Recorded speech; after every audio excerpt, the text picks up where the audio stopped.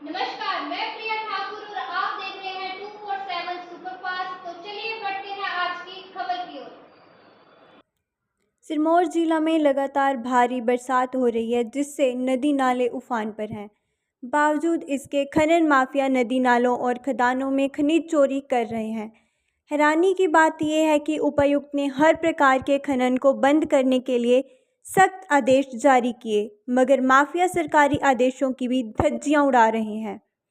उपायुक्त सिरमौर ने बरसाती मौसम को देखते हुए जिले में खनन गतिविधियों पर प्रतिबंध लगाया है, मगर जिलाधीश के आदेशों की धज्जियां उड़ाई जा रही हैं। कई चूना पत्थर खदानों पर प्रतिबंध के बावजूद भी खनन चला हुआ है। खदानों का मलबा नदी नालों में डंप किया जा रहा है, जबकि जान जोखिम में डालकर नदी नालों से भी खनिज चोरी किया जा रहा है। खनिज चोरों को ना नियम का डर है, ना कानून का, और ना ही अपनी जान का फिक्र। ऐसे में सवाल उठ रहे हैं कि आपदा की मार झेल रहे हिमाचल में क्या फिर से आपदाओं को नियंत्रित किया जा रहा है। हैरानी की बात यह है कि आदेशों की अवहेलना और खनिज की चोरी को दिन दहाड़े अंजाम दिया जा रहा है। यही नहीं, खदानों को प्रतिबंधित विस्फोटकों से उड़ाया जा रहा है। इन खदानों पर दिन दहाड़े और रात में भी विस्फोट किए जाते हैं। राष्ट्रीय मार्ग 707 भारतीय प्रतिबंध के बावजूद सड़क चौड़ीकरण का काम चला हुआ है। जिला प्रशासन के आदेशों की अवहेलना के साथ साथ प्रदूषण नियंत्रण के कानून की भी धज्जियां उड़ाई जा रही हैं।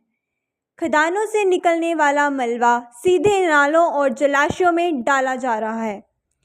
मलबे से सिर्फ जलाशयों और नदी नालों में ही नहीं, पानी लुप्त होता जा रहा है, बल्कि बड़ी मात्रा में मलबा नीचे इलाकों के लिए भी खतरा बना हुआ है। खदानों का ये मलबा बरसाती पानी के साथ बहकर निचले इलाकों में पहुंचता है और वहां भारी भूमि कटाव करता है, जिससे ज़मीनों और मकानों को खतरा पैदा होता है। बीते दिनों एक रिटायर्ड फौजी ने खनन विभाग के अधिकारियों पर मिलीभगत के आरोप लगाते हुए कहा कि एक मौके पर विस्फोटकों के सबूत दिखाते हुए रिटायर्ड फौजी ने यहां हो रही मनमानी के लिए जिला खनन अधिकारी को सीधे तौर पर जिम्मेवार ठहराया था। वहीं उक्त फौजी ने anti corruption and crime control force के नाथूराम चौहान के साथ मिलकर मीडिया के समक्ष खुलासे किए कि नाथूराम चौहान ने कहा, ऐसा प्रतीत हो रहा है कि प्रशासन सहित खनन विभाग के अधिकारी भी इस लूट में सम्मिलित हैं। नाथूराम चौहान और फौजी महेंद्र सिंह ने कहा कि अवैध वैज्ञानिक खनन सीधे तौर पर आपदाओं को न्योता देना है। उन्होंने कहा कि अत्याचार से हिमालय थक चुका है। जिस तरह से सिरमौर में खनन के नाम पर हो रहे अत्याचार भविष्य में आपदाओं को जन्म देंगे।